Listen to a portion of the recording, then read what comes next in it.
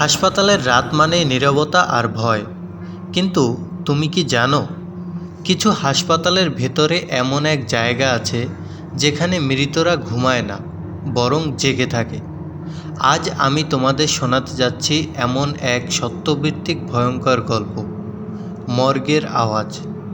তুমি যদি ভয় পেয়ে যাও তাহলে ভিডিওটা থামিয়ে দিও, কিন্তু সাবধান, কারণ এই গল্পের শেষটা তোমার কল্পনারও বাইরে।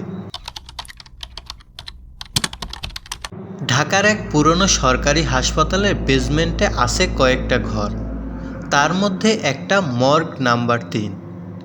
দিনে এখানে ঢোকে কেবল ডাক্তারেরা, আর রাতে পাহারা দেয় একজনই গার্ড, রফিক। সে গত 15 বছর ধরে এই কাজই করছে, কিন্তু গত 2 মাস ধরে কিছু অদ্ভুত ঘটনা ঘটতে শুরু করে। প্রতিদিন রাত ঠিক 3টের সময় মর্গের ভেতর থেকে আসে একটা মৃদু ঠকঠক শব্দ। শুরুতে সে ভেবেছিল ইঁদুর হবে, কিন্তু একদিন ওই শব্দের সাথে শোনা গেল একটা নীরব কান্নার আওয়াজ। রফিক দরজার কাছে গিয়ে দাঁড়াল।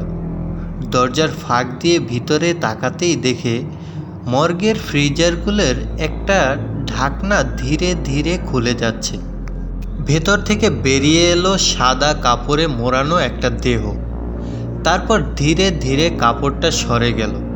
দেখা গেল মুখটা একদম পরিষ্কার, ঠিক যেন গতকাল মারা যাওয়া রোগী রুবিনা আপার মতো। ভয়ে রফিকের গা ঠান্ডা হয়ে এলো। রফিক চিৎকার দিতে গিয়ে দেখল তার মুখ থেকে কোনো শব্দই বেরোচ্ছে না। রুবিনা আপা তার দিকে তাকিয়ে ফিসফিস করে বলল, আমার ফাইলটা ওরা বদলে ফেলেছে। তারপর আবার ধীরে ধীরে ঢুকে গেল ফ্রিজের ভেতর।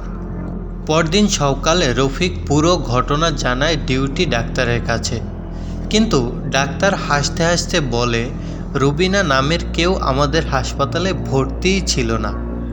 রফিক হাল ছেড়ে দেয়, কিন্তু ভেতরে ভেতরে ভয়টা তার থেকেই যায়।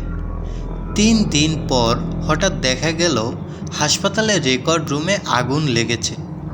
সব ফাইল পুড়ে ছাই, শুধু একটা ফাইল অক্ষত অবস্থায় পড়ে আছে, রুবিনা আক্তার। মৃত্যুর কারণ অজানা ইনজেকশন ডোজ। তার পরদিন থেকেই রফিক নিখোঁজ। মর্গ নম্বর 3 এর দরজায় এখন একটা নোটিশ ঝুলে আছে, এখানে রাত 3টার পর কেউ প্রবেশ করবেন না।